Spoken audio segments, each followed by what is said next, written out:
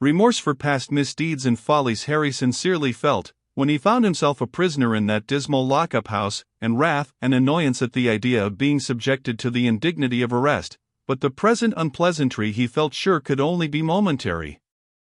He had 20 friends who would release him from his confinement. To which of them should he apply, was the question.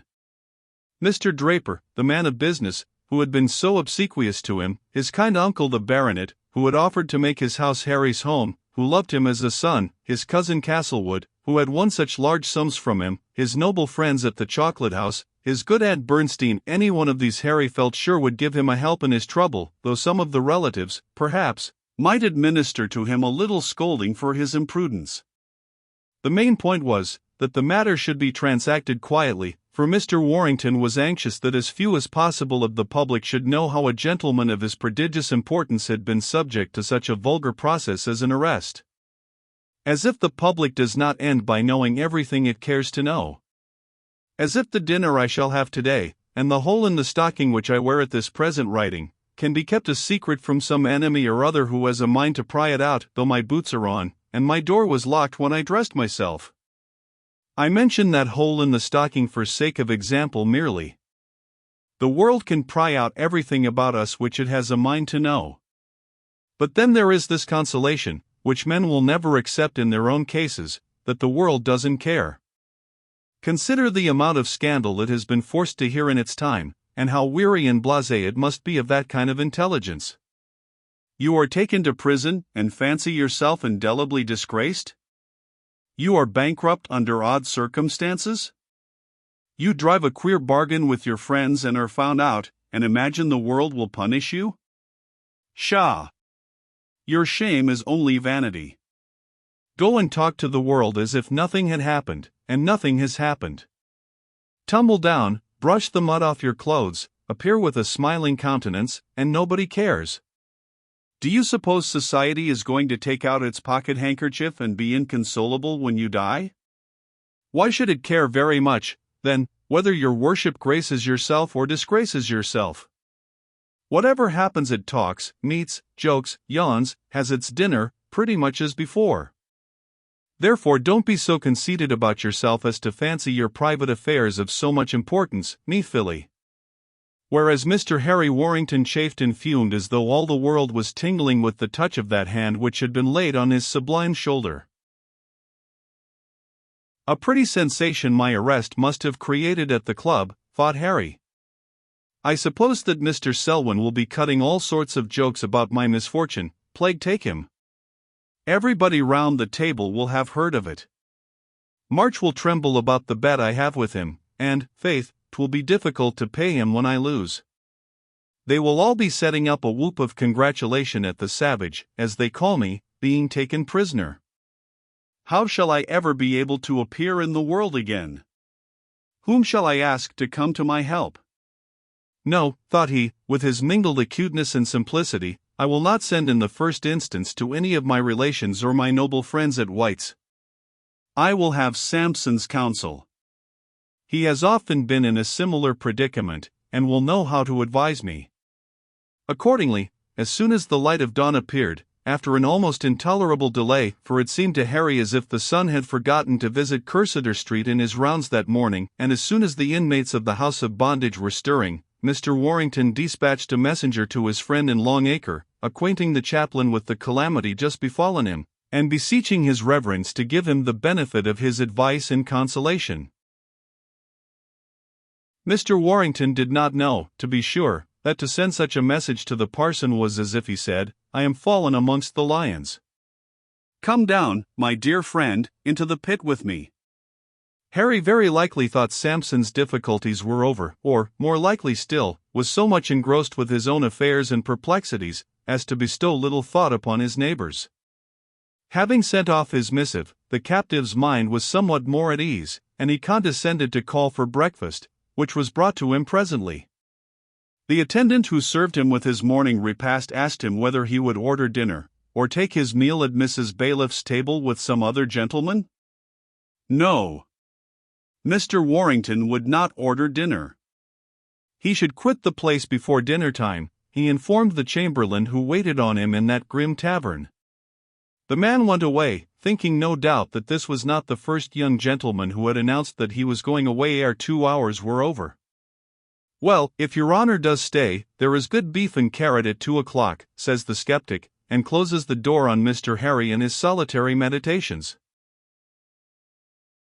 Harry's messenger to Mr. Sampson brought back a message from that gentleman to say that he would be with his patron as soon as might be, but 10 o'clock came, 11 o'clock, noon, and no Sampson. No Sampson arrived, but about 12 Gumbo with a portmanteau of his master's clothes, who flung himself, roaring with grief, at Harry's feet, and with 1,000 vows of fidelity, expressed himself ready to die, to sell himself into slavery over again, to do anything to rescue his beloved master Harry from this calamitous position. Harry was touched with the lad's expressions of affection, and told him to get up from the ground where he was grovelling on his knees, embracing his master's. "All you have to do, sir, is to give me my clothes to dress, and to hold your tongue about this business. Mind you, not a word, sir, about it to anybody," says Mr. Warrington, severely. "Oh no, sir, never to nobody," says Gumbo, looking most solemnly, and proceeded to dress his master carefully, who had need of a change and a toilette after his yesterday's sudden capture, and night's dismal rest. Accordingly Gumbo flung a dash of powder in Harry's hair, and arrayed his master carefully and elegantly, so that he made Mr. Warrington look as fine and splendid as if he had been stepping into his chair to go to St. James's. Indeed, all that love and servility could do Mr. Gumbo faithfully did for his master, for whom he had an extreme regard and attachment. But there were certain things beyond Gumbo's power. He could not undo things which were done already, and he could not help lying and excusing himself when pressed upon points disagreeable to himself. The language of slaves is lies, I mean black slaves and white. The creature slinks away and hides with subterfuges, as a hunted animal runs to his covert at the sight of man, the tyrant and pursuer. Strange relics of feudality, and consequence of our ever so old social life. Our domestics, are they not men, too, and brethren, are all hypocrites before us. They never speak naturally to us, or the whole truth. We should be indignant, we should say, confound their impudence, we should turn them out of doors if they did. But quomi rapis, O my unbridled hobby? Well, the truth is, that as for swearing not to say a word about his master's arrest, such an oath as that was impossible to keep for, with a heart full of grief, indeed, but with a tongue that never could cease wagging, bragging, joking, and lying. Mr. Gumbo had announced the woeful circumstance to a prodigious number of his acquaintances already, chiefly gentlemen of the shoulder knot and worsted lace. We have seen how he carried the news to Colonel Lambert's and Lord Rudham's servants. He had proclaimed it at the Footmen's Club to which he belonged, and which was frequented by the gentlemen of some of the first nobility. He had subsequently condescended to partake of a mug of ale in Sir Miles Warrington's butler's room, and there had repeated and embellished the story. Then he had gone off to Madame Bernstein's people, with some of whom he was on terms of affectionate intercourse, and had informed that domestic circle of his grief and, his master being captured, and there being no earthly call for his personal services that evening, Gumbo had stepped up to Lord Castlewood's, and informed the gentry there of the incident which had just come to pass. So when, laying his hand on his heart, and with gushing floods of tears, Gumbo says, in reply to his master's injunction, "Oh no, master. Never to nobody," we are in a condition to judge of the degree of credibility which ought to be given to the lad's statement. The black had long completed his master's toilet, the dreary breakfast was over, slow as the hours went to the prisoner, still they were passing one after another, but no Sampson came in accordance with the promise sent in the morning. At length, some time after noon, there arrived, not Sampson, but a billet from him, sealed with a moist wafer, and with the ink almost yet wet. The unlucky divine's letter ran as follows. "Oh, sir, dear sir, I have done all that a man can at the command and in the behalf of his patron. You did not know, sir, to what you were subjecting me, did you? Else, if I was to go to prison, why did I not share yours, and why am I in a lock-up house 3 doors off? Yes. Such is the fact. As I was hastening to you, knowing full well the danger to which I was subject, But what danger will I not affront at the call of such a benefactor as Mr. Warrington hath been to me? I was seized by 2 villains who had a writ against me, and who have lodged me at Naboth's, hard by, and so close to your honor, that we could almost hear each other across the garden walls of the respective houses where we are confined. I had much and of importance to say, which I do not care to write down on paper regarding your affairs. May they mend. May my cursed fortunes, too, better themselves, is the prayer of your honor's afflicted chaplain in ordinary, Jas. And now, as Mr. Sampson refuses to speak, it will be our duty to acquaint the reader with those matters whereof the poor chaplain did not care to discourse on paper. Gumbo's loquacity had not reached so far as Long Acre, and Mr. Sampson was ignorant of the extent of his patron's calamity until he received Harry's letter and messenger from Chancery Lane. The divine was still ardent with gratitude for the service Mr. Warrington had just conferred on him, and eager to find some means to succor his distressed patron. He knew what a large sum Lord Castlewood had won from his cousin, had dined in company with his lordship on the day before, and now ran to Lord Castlewood's house, with the hope of arousing him to some pity for Mr. Warrington. Sampson made a very eloquent and touching speech to Lord Castlewood about his kinsman's misfortune, and spoke with a real kindness and sympathy, which, however, failed to touch the nobleman to whom he addressed himself. My lord peevishly and curtly put a stop to the chaplain's passionate pleading. Did I not tell you, 2 days since, when you came for money, that I was as poor as a beggar, Sampson, said his lordship, and has anybody left me a fortune since? The little sum I won from my cousin was swallowed up by others. I not only can't help Mr. Warrington, but, as I pledge you my word, not being in the least aware of his calamity, I had positively written to him this morning to ask him to help me. And a letter to this effect did actually reach Mr. Warrington from his lodgings, whither it had been dispatched by the penny post. I must get him money, my lord. I know he had scarcely anything left in his pocket after relieving me. Were I to pawn my cassock and bands, he must have money, cried the chaplain. Amen. Go and pawn your bands, your cassock, anything you please. Your enthusiasm does you credit, said my lord, and resumed the reading of his paper, whilst, in the deepest despondency, poor Sampson left him. My Lady Maria meanwhile had heard that the chaplain was with her brother, and conjectured what might be the subject on which they had been talking. She seized upon the parson as he issued from out his fruitless interview with my lord. She drew him into the dining-room. The strongest marks of grief and sympathy were in her countenance. Tell me, what is this has happened to Mr. Warrington? She asked. Your ladyship, then, knows? Asked the chaplain. Have I not been in mortal anxiety ever since his servant brought the dreadful news last night? Asked my lady. We had it as we came from the opera, from my Lady Yarmouth's box, my lord, my Lady Castlewood, and I. His lordship, then, did know, continued Sampson. Benson told the news when we came from the playhouse to our tea, repeats Lady Maria. The chaplain lost all patience and temper at such duplicity. This is too bad, he said, with an oath, and he told Lady Maria of the conversation which he had just had with Lord Castlewood, and of the latter's refusal to succor his cousin, after winning great sums of money from him, and with much eloquence and feeling, of Mr. Warrington's most generous behaviour to himself. Then my Lady Maria broke out with a series of remarks regarding her own family, which were by no means complimentary to her own kith and kin. Although not accustomed to tell truth commonly, yet, when certain families fall out, it is wonderful what a number of truths they will tell about one another. With tears, imprecations, I do not like to think how much stronger language, Lady Maria burst into a furious and impassioned tirade, in which she touched upon the history of almost all her noble family. She complimented the men and the ladies alike. She shrieked out interrogatories to heaven, inquiring why it had made such, never mind what names she called her brothers, sisters, uncles, aunts, parents, and, emboldened with wrath, she dashed at her brother's library door, so shrill in her outcries, so furious in her demeanor, that the alarmed chaplain, fearing the scene which might ensue, made for the street.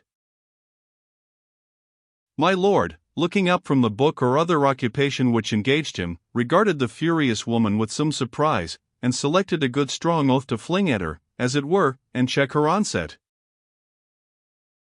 But, when roused, we have seen how courageous Maria could be. Afraid as she was ordinarily of her brother, she was not in a mood to be frightened now by any language of abuse or sarcasm at his command. So, my lord, she called out, you sit down with him in private to cards, and pigeon him. You get the poor boy's last shilling, and you won't give him a guinea out of his own winnings now he is penniless. So that infernal chaplain has been telling tales, says my lord. Dismiss him, do. Pay him his wages, and let him go, he will be glad enough, cries Maria. I keep him to marry one of my sisters, in case he is wanted, says Castlewood, glaring at her. What can the women be in a family where there are such men, says the lady. Effectivement, says my lord, with a shrug of his shoulder. What can we be, when our fathers and brothers are what they are?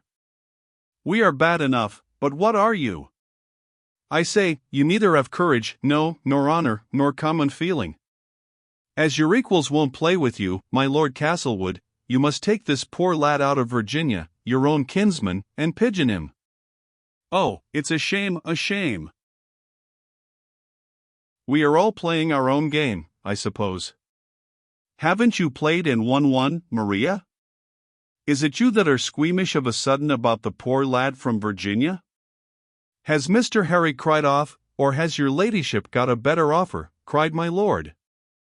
If you won't have him, one of the Warrington girls will, I promise you, and the old Methodist woman in Hill Street will give him the choice of either.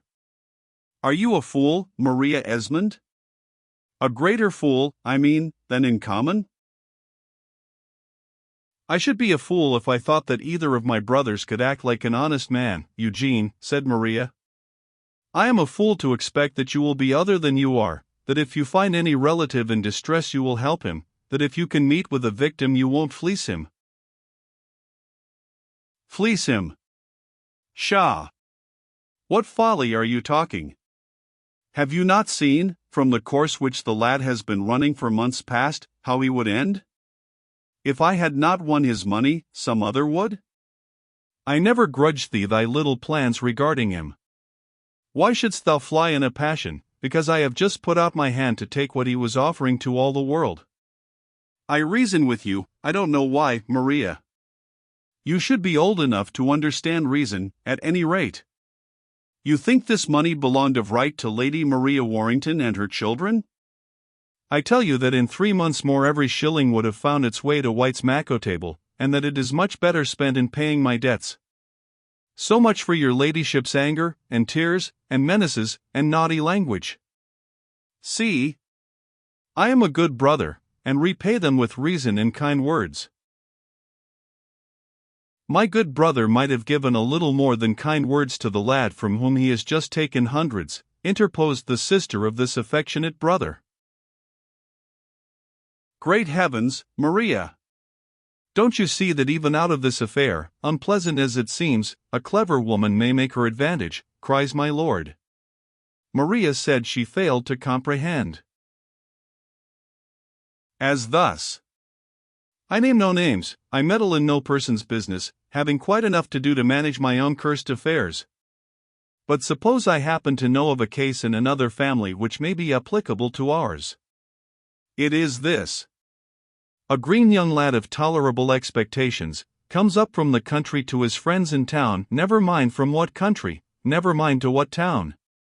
An elderly female relative, who has been dragging her spinsterhood about these, how many years shall we say, extort a promise of marriage from my young gentleman, never mind on what conditions. My lord, do you want to insult your sister as well as to injure your cousin? Asks Maria. My good child, did I say a single word about fleecing or cheating, or pigeoning, or did I fly into a passion when you insulted me? I know the allowance that must be made for your temper, and the natural folly of your sex.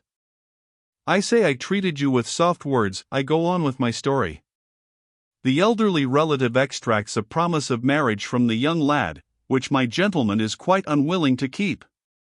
No, he won't keep it. He is utterly tired of his elderly relative. He will plead his mother's refusal. He will do anything to get out of his promise. Yes, if he was one of us Esmonds, my Lord Castlewood. But this is a man of honor we are speaking of, cried Maria, who, I suppose, admired truth in others, however little she saw it in her own family. I do not contradict either of my dear sister's remarks. One of us would fling the promise to the winds, especially as it does not exist in writing. My lord, gasps out Maria. Bah! I know all. That little coup of Tunbridge was played by the Aunt Bernstein with excellent skill. The old woman is the best man of our family. While you were arrested, your boxes were searched for the Mohawk's letters to you. When you were let loose, the letters had disappeared, and you said nothing, like a wise woman, as you are sometimes. You still hanker after your Cherokee. Sight. A woman of your mature experience knows the value of a husband. What is this little loss of 200 or 300 pounds? Not more than 300, my lord, interposes Maria. Never mind 100 or 2, more or less. What is this loss at cards? A mere bagatelle. You are playing for a principality. You want your kingdom in Virginia, and if you listen to my opinion, the little misfortune which has happened to your swain is a piece of great good fortune to you. I don't understand you, my lord. C'est possible, but sit down, and I will explain what I mean in a manner suited to your capacity. And so Maria Esmond, who had advanced to her brother like a raging lion, now sate down at his feet like a gentle lamb. Madame de Bernstein was not a little moved at the news of her nephew's arrest, which Mr. Gumbo brought to Clarges Street on the night of the calamity. She would have cross-examined the black, and had further particulars respecting Harry's mishap, but Mr. Gumbo, anxious to carry his intelligence to other quarters, had vanished when her ladyship sent for him. Her temper was not improved by the news, or by the sleepless night which she spent. I do not envy the dame de company who played cards with her, or the servant who had to lie in her chamber. An arrest was an everyday occurrence, as she knew very well as a woman of the world. Into what difficulties had her scapegrace of a nephew fallen? How much money should she be called upon to pay to release him? And had he run through all his own? Provided he had not committed himself very deeply, she was quite disposed to aid him. She liked even his extravagances and follies. He was the only being in the world on whom, for long, long years, that weary woman had been able to bestow a little natural affection. So, on their different beds, she and Harry were lying wakeful together, and quite early in the morning the messengers which each sent forth on the same business may have crossed each other. Madame Bernstein's messenger was dispatched to the chambers of her man of business, Mr. Draper, with an order that Mr. D should ascertain for what sums Mr. Warrington had been arrested, and forthwith repair to the Baroness. Draper's emissaries speedily found out that Mr. Warrington was locked up close beside them, and the amount of detainers against him so far.